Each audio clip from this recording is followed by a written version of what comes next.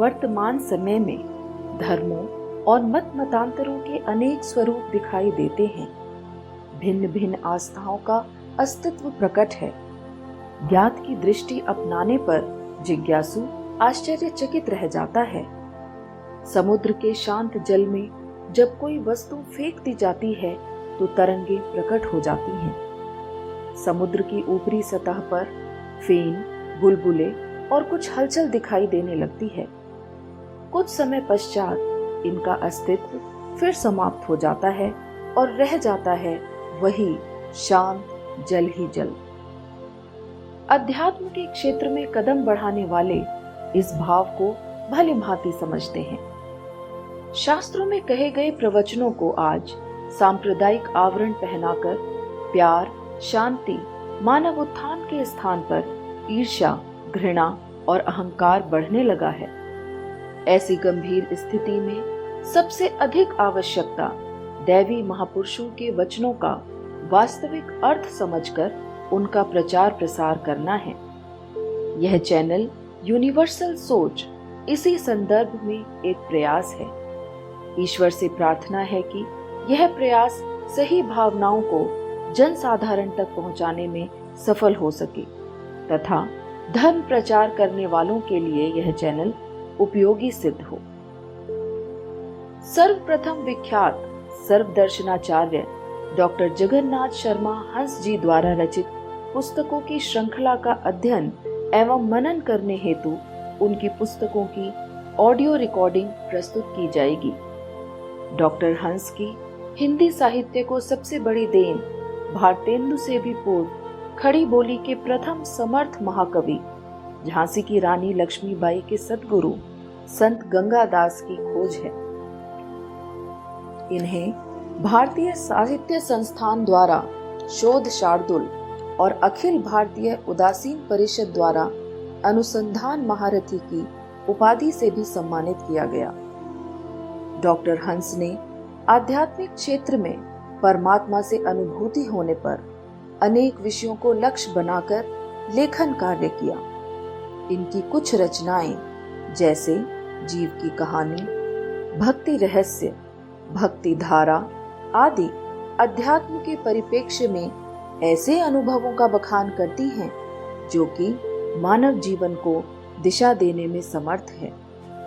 तो आइए सुनते हैं डॉक्टर हंस द्वारा रचित पुस्तक जीव की कहानी।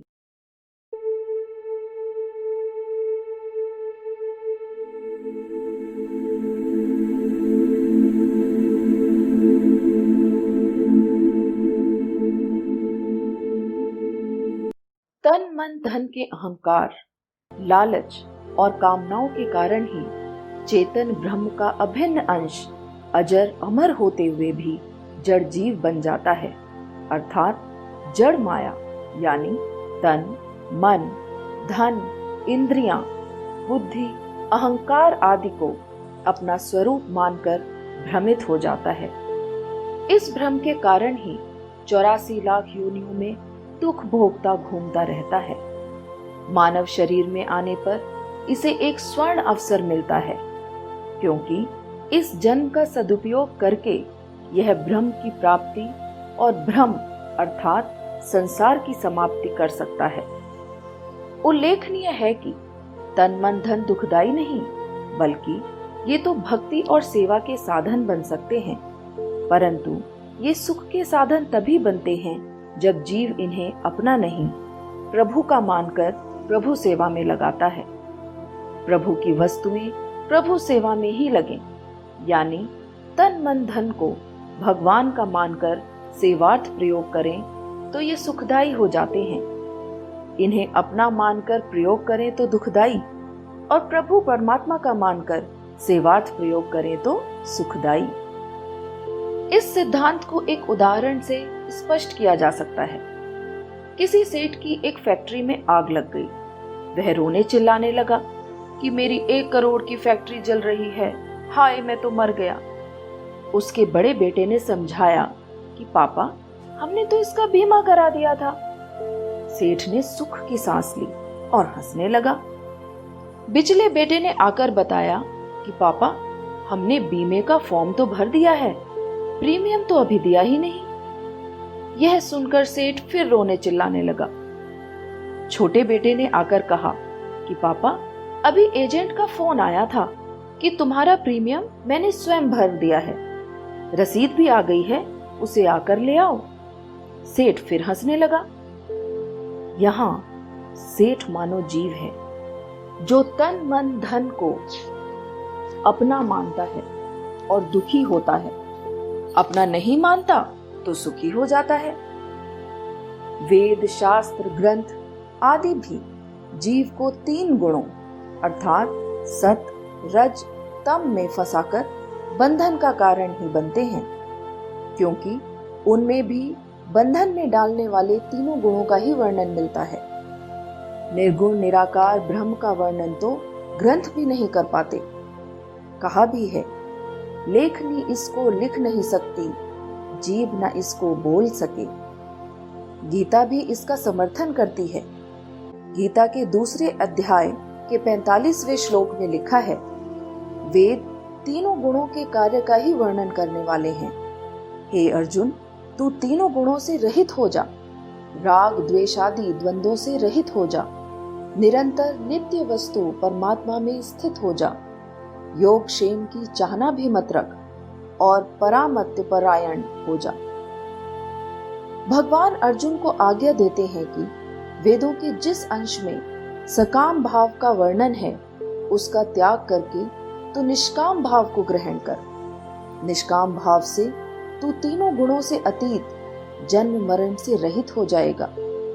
मिलने और बिछड़ने वाले संसार से संबंध विच्छेद करके तू नित्य रहने वाली चेतन सत्ता में अपनी स्वाभाविक स्थिति का अनुभव कर। योग अर्थात अप्राप्त वस्तु की प्राप्ति और क्षेम अर्थात प्राप्त वस्तु की रक्षा की कामना का भी त्याग कर दे, क्योंकि कामना मात्र बंधन कारक है।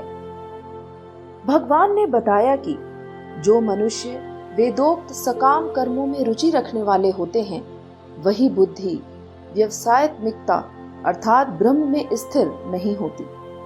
कारण कि व्यवसायत्मिकता बुद्धि के लिए निष्काम होना आवश्यक है। वेद तीनों गुणों के कार्य का वर्णन करने वाले हैं, इसलिए भगवान अर्जुन को तीनों गुणों से रहित होने की आज्ञा देते हैं। किसी कवि ने ठीक ही कहा है, किताबों से न पूछो बातें खुदा की, खुदा को खुदा के प्यारों से पूछो। जुबानों से बाहर, बयानों से बाहर, इशारों की बातें इशारों से पूछो। वेदोक्त सकाम अनुष्ठानों को करने वाले मनुष्यों को योग क्षेम की प्राप्ति नहीं होती और वे संसार चक्र में पड़े रहते हैं। संसार चक्र में पड़ने का कारण वेद नहीं, प्रत्युत कामना है। भगवत परायण साधकों को भोग व संग्रह की कामना तो दूर रही, योग क्षेम की कामना भी नहीं करनी चाहिए। इसलिए भगवान अर्जुन से कहते हैं कि तू मेरे परायण होकर योग क्षेम की कामना का त्याग कर दे, अर्थात सांसारिक अथवा पारमार्थिक कोई भी कामना न रखकर सर्वथा निष्काम हो जा। सद्गुरु भगवान के समान दयालु कोई नहीं। वे कहते हैं कि भक्तों का योग क्षेम मैं स्वयं वहन करता हूं। गीता के 9वें अध्याय के 22वें श्लोक में लिखा है, मैं उनके साधन की संपूर्ण विघ्न बाधाओं को भी दूर करता हूं। 18वें अध्याय के 58वें श्लोक के अनुसार और उनका उद्धार भी कर देता हूं। अतः भगवान के भजन में लगे हुए भक्तों को अपने साधन तथा उद्धार के विषय में कोई चिंता नहीं करनी चाहिए। ऐसा जीव ही निश्चिंत अर्थात चिंता रहित रहता है। कहा भी है, कबीर मैं क्यों चिंताऊं, मम चिंते क्या होए, मेरी चिंता हरि करे, मोहि न चिंता कोय। मुर्दे को भी दे रहा रोटी कपड़ा आग, जीवित नर चिंता करे, ताके फूटे भाग। जीव के बंधन, दुख और चिंता के कारण तो भोग और संग्रह की कामना तथा तन मन धन का मोह ही है। उस पुष्पित वाणी से अर्थात माया की बातों से जिसका अंतःकरण हर लिया गया है, अर्थात भोगों की तरफ खिंच गया है, और जो भोग तथा ऐश्वर्य में अत्यंत आसक्त हैं, उन मनुष्यों की परमात्मा में एक निश्चय वाली बुद्धि नहीं होती। भोग और ऐश्वर्य की आसक्ति कल्याण में मुख्य बाधक है।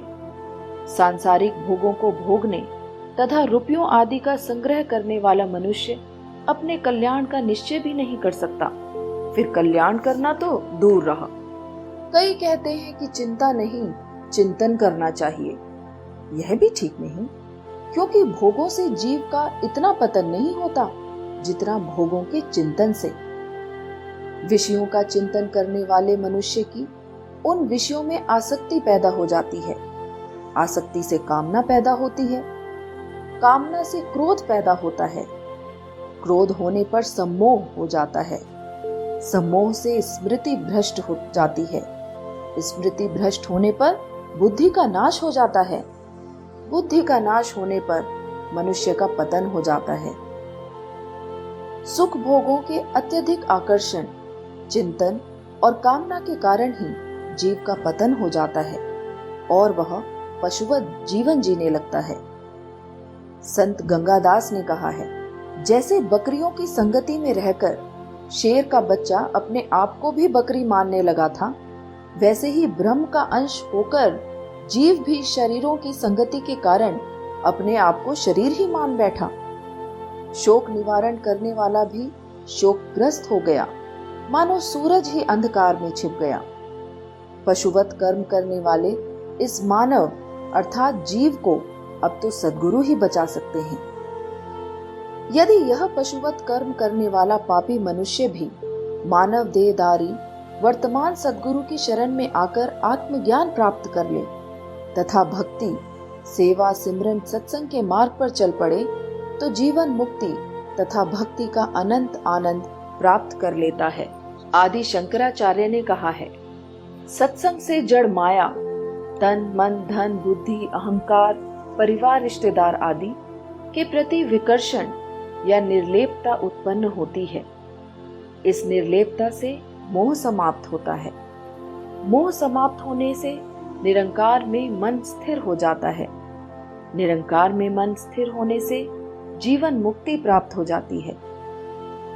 यह लाभ पापी से पापी जीव भी प्राप्त कर सकता है, क्योंकि होवे नीच कुकर्मी कोई, पापी भी हत्यारा भी, चुगलखोर लोभी और क्रोधी, ज्वारी नीच नकारा भी।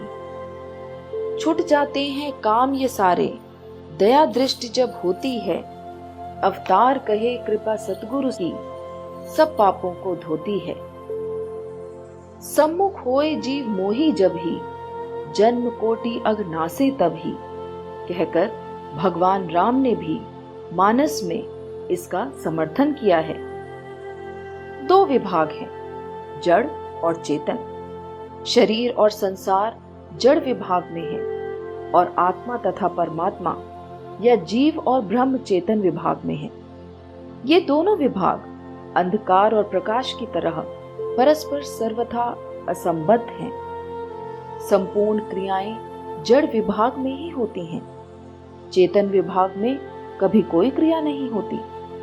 संपूर्ण पाप जड़ विभाग में ही है, चेतन विभाग में नहीं। जड़ और चेतन के विभाग को अलग अलग जानना ही ज्ञान है। इस ज्ञान रूपी अग्नि से संपूर्ण पाप कर्म सर्वथा नष्ट हो जाते हैं।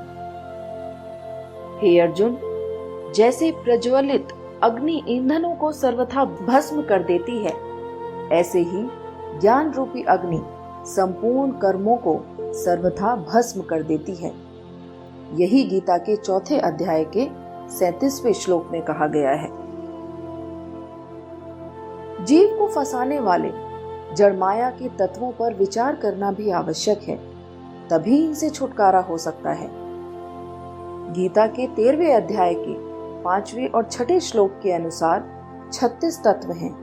इनमें 5 महाभूत अगन, गगन, जल, धरण, पवन, बुद्धि, मन, अहंकार, 10 इंद्रियां, 10 विषय, सुख, दुख, द्वेष संघात अर्थात शरीर का साकार पिंड, इच्छा, चेतना, धैर्य और अव्यक्त अर्थात जीव। इन 36 तत्वों वाले शरीर अथवा शरीरों में ही जीव घुल मिल गया और अपने वास्तविक रूप प्रभु परमात्मा को भूल गया।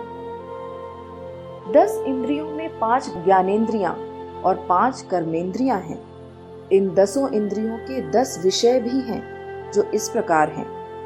ज्ञानेंद्रियों में कान का विषय शब्द, त्वचा अर्थात खाल का विषय स्पर्श, आंख का विषय रूप, जीभ का विषय रस तथा नाक का विषय गंध है।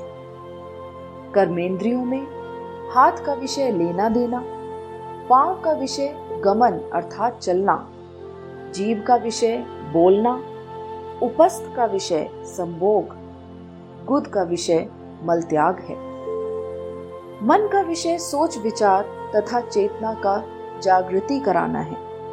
अहंकार तन मन धन के प्रति मैं मेरी की भावना पैदा करके भगवान को भुला देता है। धृति अर्थात धैर्य के कारण पांचों तत्व एक दूसरे के विरोधी होते हुए भी मेल मिलाप कर लेते हैं। बुद्धि वह है जो अच्छे बुरे, छोटे बड़े, पाप पुण्य आदि का ज्ञान करती है। इच्छा वह भावना है जो विषयों से सुख प्राप्त करने के लिए मन को पागल कर देती है। इंद्रियों से सूक्ष्म और शक्तिशाली मन और मन से आगे बुद्धि तथा बुद्धि से आगे अधिक सूक्ष्म और शक्तिशाली अव्यक्त अर्थात जीव है, जो शरीरों के प्रति मैं मेरे का भाव बनाकर फंस जाता है और 84 में चक्र लगाता रहता है। जीव को जीवात्मा या आत्मा भी कहते हैं। यही भगवान की परा प्रकृति या चेतन माया है। जैसे कोई आजाद पंछी पिंजरे में फंस जाता है, वैसे ही जीवात्मा तन मन धन के लालच में फंस जाती है। जब यह शरीर के साथ अपने आप को तद्रूप मानने लगती है, तो शरीर के सारे विकार, आना जाना, जीना मरना, कर्म करना आदि अपने में स्वीकार कर लेती है, जबकि यह अचल, अटल, अडोल और निर्लेप है।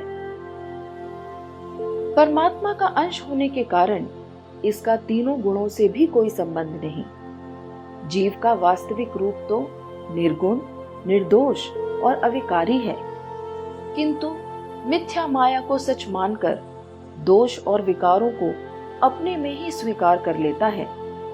जीव की मुक्ति सद्गुरु की कृपा से होती है, अन्यथा यह उपर्युक्त 36 तत्वों वाले शरीरों में फंसा रह जाता है। महात्मा बुद्ध के अनुसार जीव 4 प्रकार के हैं। 1. जो अंधकार से अंधकार में घूम रहे हैं। 2.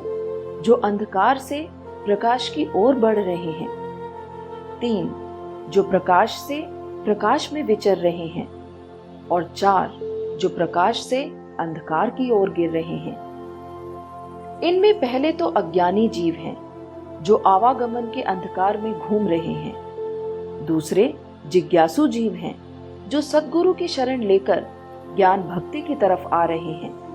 वे अंधकार से प्रकाश की ओर बढ़ रहे हैं। तीसरे जीव सद्गुरु से ज्ञान प्राप्त करके प्रकाश से प्रकाश में विचरते हुए निष्काम कर्म कर रहे हैं। और चौथे वे अभागे जीव हैं, जो ज्ञान उजाला पाकर भी अंधकार अर्थात माया के लालच और कामनाओं में ठोकर खाकर पुनः पतन के गर्त में गिर रहे हैं।